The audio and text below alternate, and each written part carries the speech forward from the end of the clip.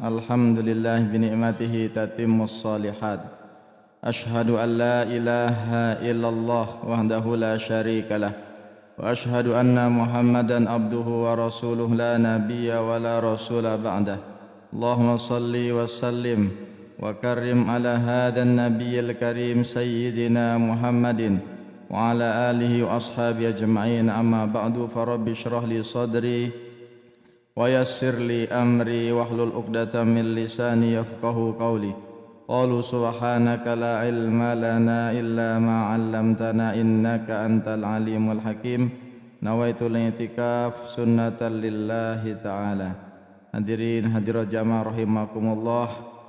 Ami-ami tiang seluruh jamaah baik bini maupun laki. Assalamualaikum warahmatullahi wabarakatuh. Alhamdulillah, kita bersyukur kehadirat Allah Subhanahu wa taala yang tidak hanya dengan lisan kita senantiasa berupaya membuktikan kesyukuran kita dengan ketaatan, dengan amal soleh, dengan perbuatan. Hati kita bersyukur, lisan kita bersyukur, badan kita bersyukur. Adalah cara-cara untuk senantiasa mendekatkan diri kita kepada Allah Subhanahu wa taala.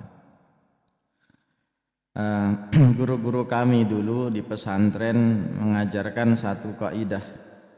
Ketika kita takbir mengucapkan Allahu Akbar, takbiratul ihram, itu kita melatih diri kita untuk menegaskan bahwasanya selain Allah itu kecil. Selain Allah itu tidak ada, selain Allah itu tidak penting. Maka ketika orang itu bertakbir, sebenarnya dia sedang latihan melenyapkan dan menghilangkan apa-apa selain Allah Subhanahu wa taala. Usi nafsi wa iyyakum bittaqwallah. Ini latihan sepanjang hidup, latihan sepanjang masa, latihan sepanjang umur kita. Ya Nabi salam alaika, ya Rasul salam alaika, ya Habib salam alaika. Terhadap nikmat Allah Subhanahu wa taala, kita pertama diminta untuk mensyukurinya. Yang kedua, kita diminta untuk menerima nikmat Allah itu apapun bentuk dan keadaannya. Kita jangan sok tahu, jangan merasa lebih pintar, lebih bijak, lebih ngerti tentang hidup kita daripada Allah Subhanahu wa taala. Maka apapun bentuk nikmat itu, kita diminta untuk mensyukurinya dan menerima nikmat itu apa adanya. Dan yang ketiga, terhadap nikmat itu kita juga memang diminta untuk menikmati nikmat itu. Karena banyak orang yang belum bisa dan tidak bisa menikmati nikmat. Nah, ini menarik ya. Nikmat itu harus dinikmati. Kalau tidak dinikmati, sebenarnya dia bukan nikmat, padahal dia itu adalah nikmat dari Allah Subhanahu wa taala. Dan nikmat yang paling adil, a'dalun ni'am wal waqt. Seadil-adilnya nikmat, kalau kita mau peras, kita simpulkan dari segala macam nikmat Allah ini adalah nikmat kesempatan atau nikmat waktu. Kita semua yang di sini, orang-orang sebelum kita, anak cucu kita, waktunya sama 24 jam dalam sehari. Itu kalau dikatakan nikmat yang paling adil dari Allah untuk hambanya adalah waktu, karena semuanya mendapatkan waktu yang sama. Kalau dibilang harta, beda-beda nikmat itu, takarannya beda, bilangannya beda, jumlah dan hitungannya juga beda satu dengan yang lainnya. Dibilang keturunan, keturunan ada yang belum dapat keturunan, ada yang cuma satu anaknya, dua anaknya, ada yang sebagian yang lain 10-15. Dibilang cucu, cucu tidak semua orang beruntung sampai mendapatkan statusnya sebagai kakek dan nenek. Apalagi tunggangan kendaraan, harta, rumah, jabatan, ilmu, itu juga bervariasi, beragam. Maka kalau dibilang nikmat yang paling adil, paling merata, itu adalah nikmat kesempatan dan nikmat waktu. Maka ini sebagai mukadimah agar kita menghayati lebih dalam, memaknai hidup kita, waktu kesempatan kita dengan baik. Ada waktunya ibadah mahdoh seperti sholat, hadiri pengajian, ya, puasa dan seterusnya. Ada ibadah secara sosial, membantu keluarga, tetangga. Ada hak badan untuk berolahraga, ada hak untuk bekerja, ada kewajiban untuk mencari nafkah dan seterusnya. Itu adalah bagian dari bentuk kita menghormati nikmat Allah bernama waktu dan kesempatan.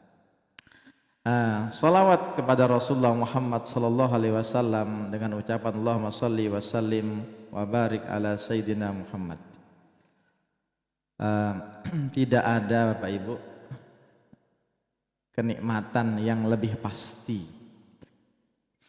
dibandingkan satu nikmat yang akan yang sampaikan ini di surga.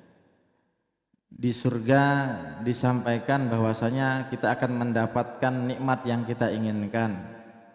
Kita bisa minta apa saja yang kita inginkan, yang kita butuhkan, berapapun jumlahnya, bagaimanapun bentuknya. Tapi kita masih bingung itu seperti apa dan bagaimana. Para ulama menjelaskan cukup meyakini bahwasanya Rasulullah Muhammad SAW ada di surga, kita sudahnya harus semangat masuk surga. Tanpa memikirkan nikmat ini, nikmat itu, dapat ini, dapat itu. Cukup meyakini Rasulullah ini adalah kekasih Allah yang pasti ada di surga.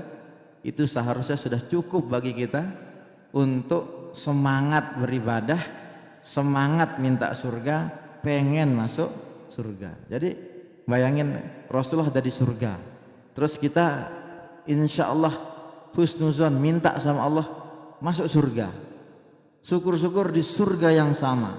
Itu sudah cukup sebenarnya untuk menjadikan alasan kita untuk pengen masuk surga, ditambah lagi nikmat-nikmat yang lain. Maka kita yakin Rasulullah itu ada di surga, itu sudah mencukupi bagi kita untuk pengen masuk surga. Maka semoga kita semua yang belum kesempatan, ya, ada yang kesempatan baru ke makamnya saja di Raudhah, ada yang belum, bahkan secara umum kita ini tidak hidup sezaman dengan Rasulullah. Maka semoga kita semua ini cukup di dunia saja tidak bertemu Rasulullah, semoga besok sesurga di surga Allah. Allahumma amin. Ma'asyiral muslimin, hadirin hadirat rahimakumullah. Saya berpikir apa yang ingin saya sampaikan. Ini saya coba refleksikan dengan yang terkini sajalah, ya. Yang terkini sebelum nanti di akhir mungkin ada sentuhan sedikit kajian renungan tentang surat Yasin. Tetapi saya ingin sampaikan bahwasanya final Piala Dunia kemarin itu membuat kita terpikir, dan saya tergugah untuk mengkaji lagi tentang bagaimana sebenarnya Islam pernah berjaya di Andalusia. Al-Andalus dalam bahasa Arab, ya, Andalusia orang Eropa menyebutnya, orang Barat menyebutnya, Spanyol orang zaman sekarang memanggilnya. Jadi menarik, Islam pernah berjaya, pernah berkuasa, pernah berada di sana, menanamkan, ya, akar peradaban Islam yang sangat kokoh selama kurang lebih hampir 8 abad. 8 abad, bayangkan, ya, 8 abad itu waktu yang sangat panjang. Hampir 800 tahun Islam di sana. Peninggalan-peninggalannya masih banyak kita temukan. Ada bentuknya istana, ada bentuknya prasasti, ada bentuknya, ya, persenjataan, benteng-benteng, nama-nama, ya, Madrid yang kita kenal tuh Mairit, itu dari kata maurud, ya. Itu artinya sumber air, aliran sungai. Granada, di situ ada istana besar bernama Alhambra. Diambil dari kata bahasa Arab Al-Hamra, benteng yang merah yang sulit ditembus saat itu oleh lawan-lawan dari kekhalifahan Umayyah yang ada di Granada. Dan kota-kota yang ada di Spanyol, ya, di Hispania itu, Al-Andalus ini adalah kota-kota yang sangat erat kaitannya dengan Islam.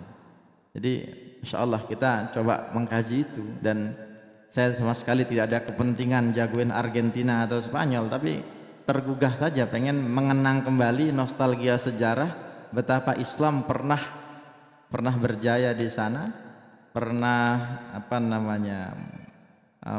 meninggikan Islam di Eropa dan menjadi pintu masuk Islam di Eropa, yang sampai saat ini ini kurang lebih ada 3 juta pemeluk Islam di Spanyol.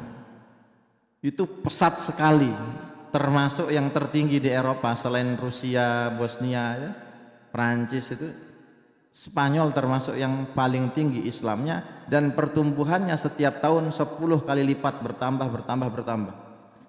Bahkan kabar terbaru, teman-teman dari Muhammadiyah itu membeli gereja dibeli karena kehidupan di Eropa itu sangat sekuler. Tidak banyak orang semangat ke tempat ibadahnya. Akhirnya daripada nganggur mangkrak, pemerintah kotanya jual saja, siapa yang mau dilelang, ya. Berapa puluh M dibeli sama Muhammadiyah Jawa Timur. Sekarang ada Masjid Muhammadiyah yang ada di Spanyol. Ini luar biasa, jadi menarik untuk kita bahas. Masyarul muslimin rahimakumullah. Jadi kalau kita lihat dari masa rentang waktu, ya,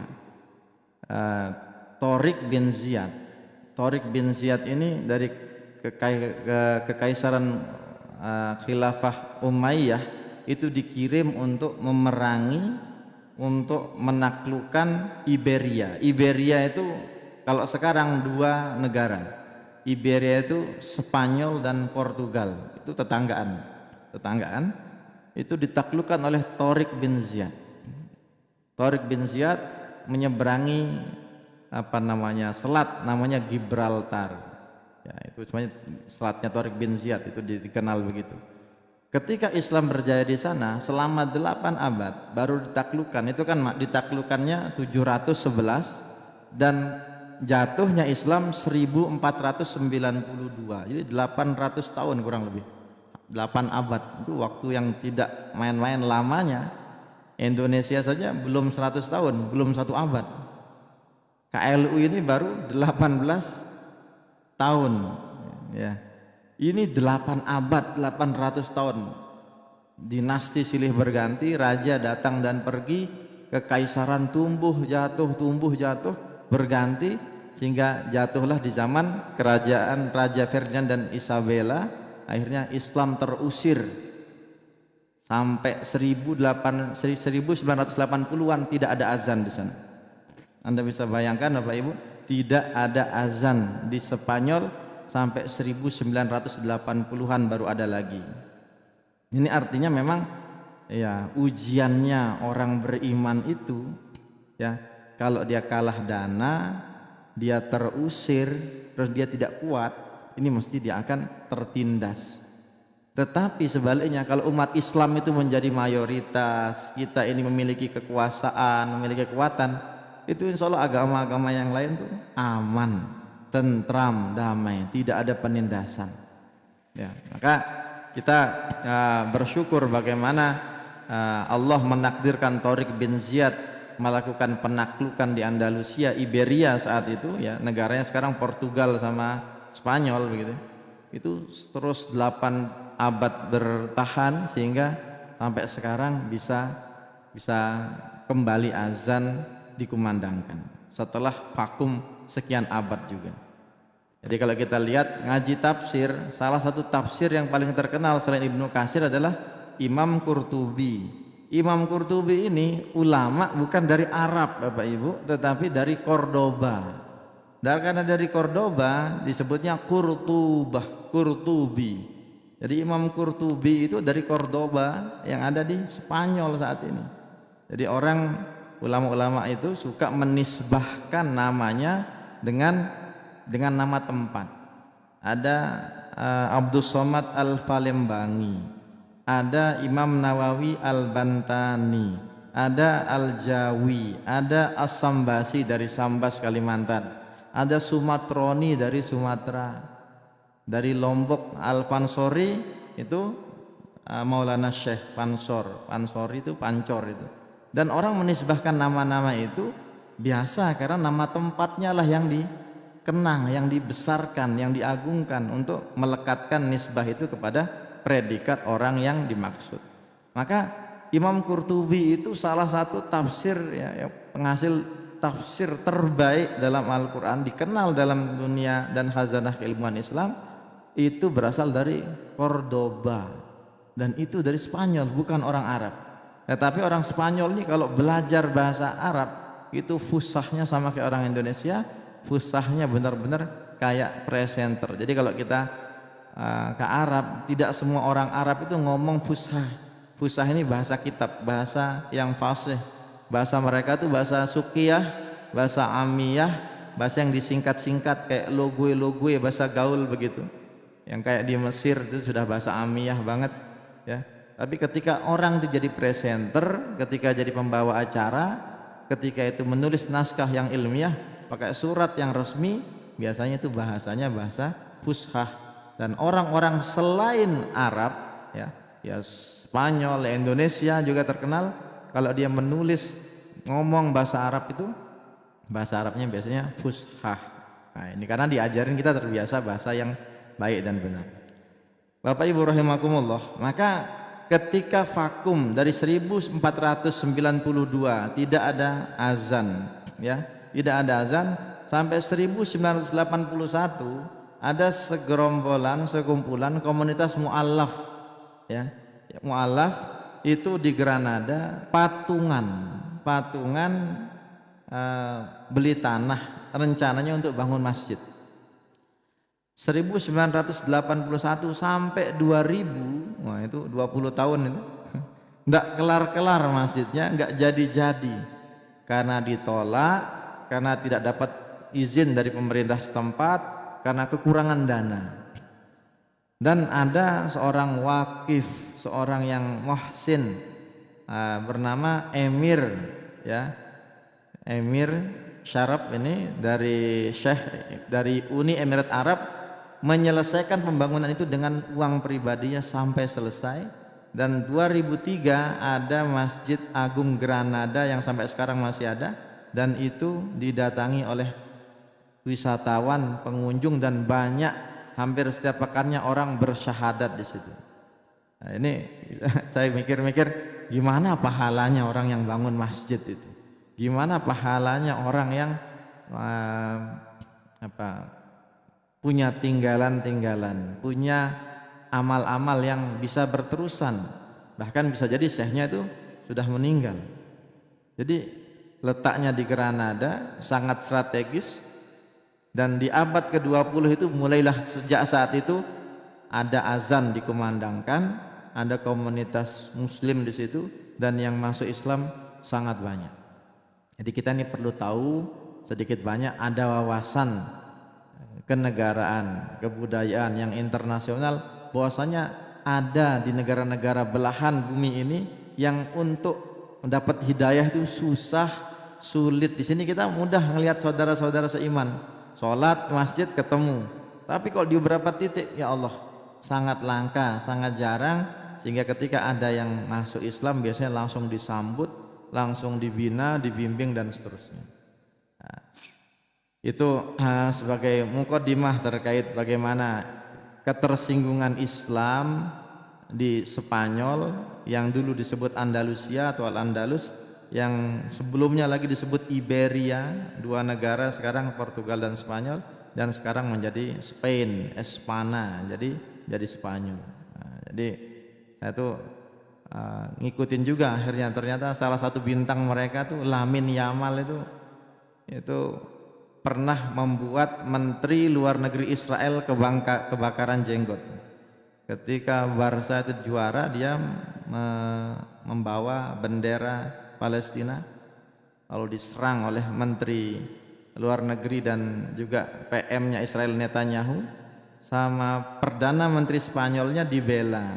Nah, ini luar biasa. Jadi Spanyol itu pada akhirnya memang dekat dengan Islam dan peduli kepada hak-hak minoritas yang di sana, meskipun muslimnya di sana tidak sampai 3 juta jiwa.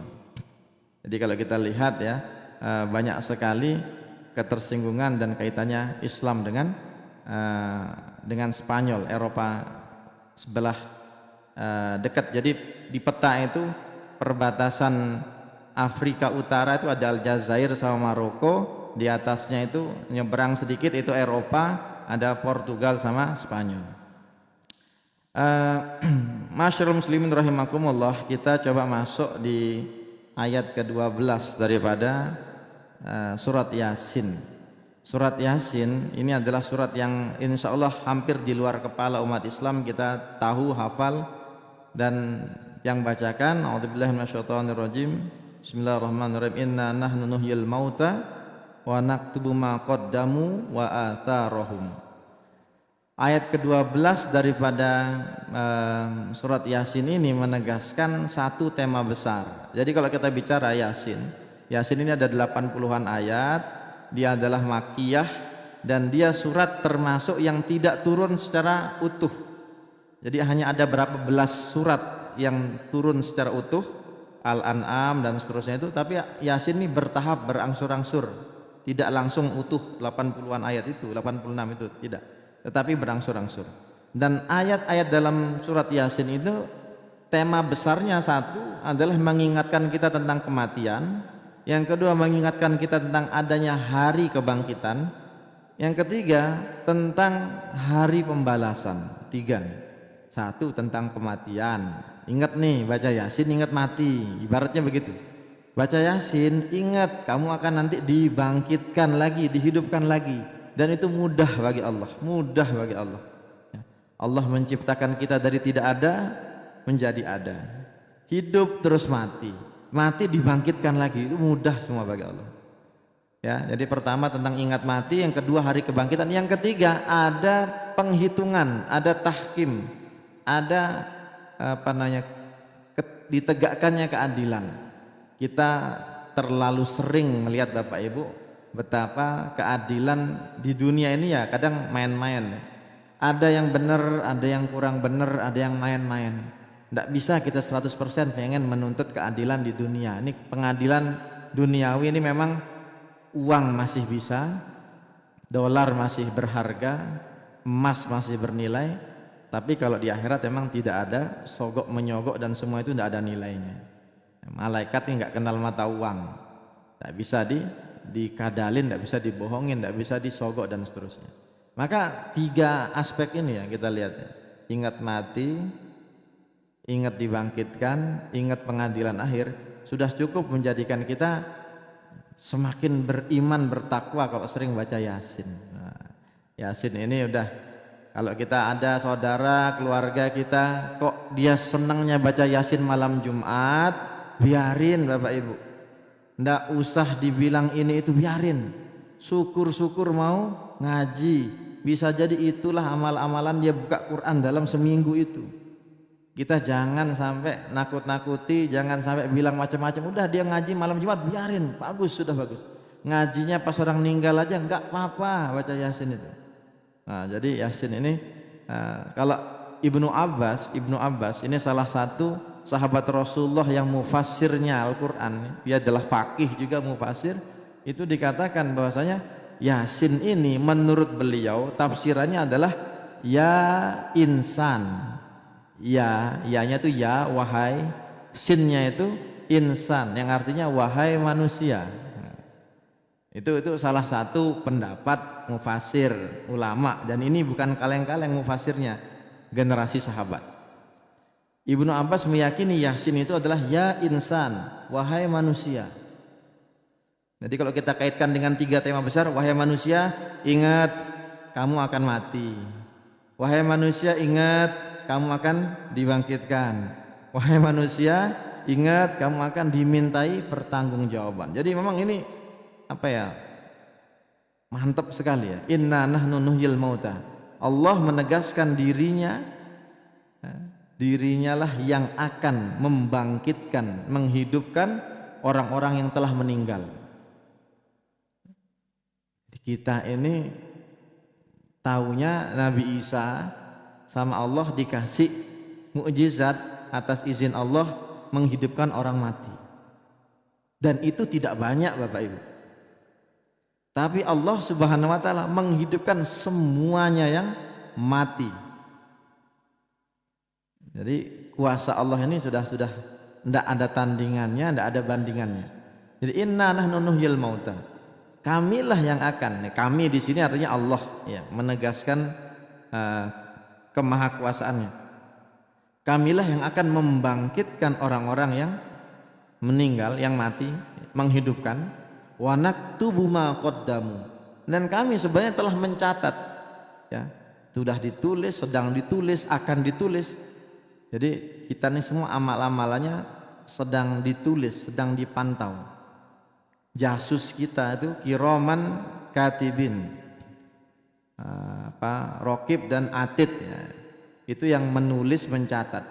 Jadi tidak ada yang sebenarnya kita ini sedang benar-benar sendiri, itu tidak pernah ya. Orang bisa nggak ngelihat kita, raqib atid ada sama kita, Allah mengawasi kita.